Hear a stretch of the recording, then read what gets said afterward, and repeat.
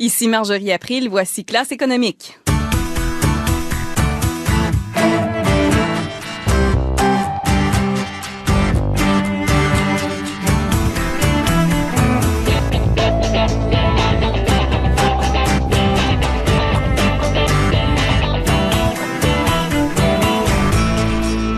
C'est sous une pluie diluvienne qu'on vous présente l'émission de ce soir à partir de Montréal et une histoire à succès finalement de covoiturage dans une entreprise au nord de Montréal. Une semaine dans ma voiture, une semaine dans la tienne plutôt qu'un plus grand stationnement et ça fonctionne. On y revient plus tard, vous allez voir, c'est inspirant.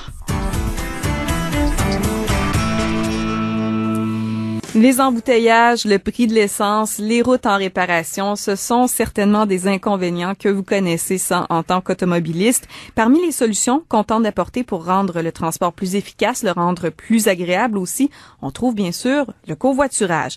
C'est une méthode simple, une méthode efficace, mais qui aurait pu croire que le covoiturage pourrait aussi servir de levier de développement économique? Eh bien, sur la Rive-Nord, on y croit à tout le moins et Vincent Champagne de l'équipe Radio-Canada Rive-Nord est avec nous pour en parler. Vincent, si on y croit tant que ça sur la Rive-Nord, c'est parce qu'on a déjà une histoire à succès là-bas. Tout à fait, Marjorie. L'histoire commence il y a environ un an, au printemps 2011. Les affaires allaient très bien à l'usine de Paccar à Sainte-Thérèse. Paccar produit des camions, des gros camions. Le carnet de commandes était rempli. Il fallait embaucher des employés, donc c'est une excellente nouvelle. Mais, problème, le stationnement de l'usine était rempli, était bondé. Il y avait 782 places. On voulait se rendre à plus de 1000 employés. Il fallait trouver une solution. Soit qu'on agrandit le stationnement ou qu'on trouve une autre solution. L'autre solution que Paccar a trouvée, ça a été de contacter une entreprise à vocation sociale qui a pignon sur rue à Sainte-Thérèse et qui s'appelle le réseau de covoiturage. Les responsables du réseau ont créé un programme sur mesure pour les employés de Paccar et ce programme-là de covoiturage a des incitatifs. D'abord, les employés qui covoiturent ont droit à des espaces de stationnement réservés qui sont tout juste à côté de la sortie du stationnement. Alors, ils sont privilégiés. Oui, comme ça, ils évitent le bouchon à la fin du quart de travail quand tout le monde veut sortir en même temps. Ils peuvent se rendre à la maison plus rapidement. Aussi, on a des tirages pour les utilisateurs et on a mis en place un programme de retour à la maison garantie. C'est-à-dire que si la personne le conducteur principal doit retourner à la maison pour une urgence familiale, quelque autre urgence, les autres covoitureurs vont pouvoir utiliser un taxi aux frais de l'entreprise. Et tout ça, ça fonctionne? En effet, oui, ça fonctionne. Aujourd'hui, c'est un peu plus du quart des employés de Paccar qui font du covoiturage. Plus de 250 personnes. Et je vous laisse entendre le directeur de l'usine, Shakib Toubal-Seguir, qui se dit très satisfait. C'est bénéfique pour les employés, c'est bénéfique pour nous et on s'assure de bien gérer et d'encourager les employés à participer. Ça fonctionne très bien. On est mai 2012 et on a plus de monde qu'on n'a jamais eu qui participe au programme. On regarde aussi pour encourager les employés à venir aussi en vélo, dans d'autres moyens, comment reconnaître les gens qui viennent en vélo.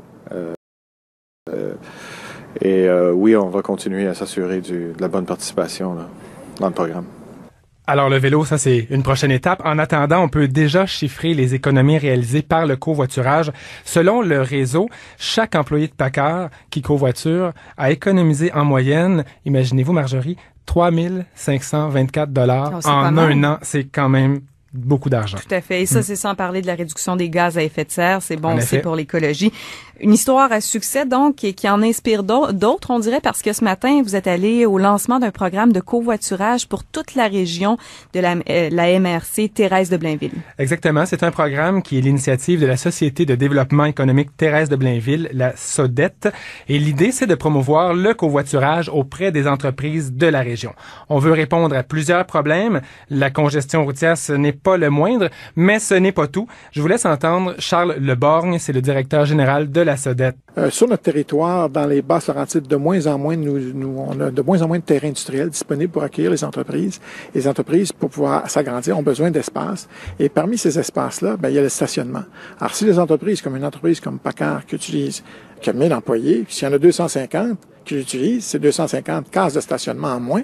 C'est ainsi qu'on contribue, par exemple, à la diminution de l'effet de serre, mais aussi à l'utilisation maximum des terrains industriels qui nous restent, s'il nous en reste.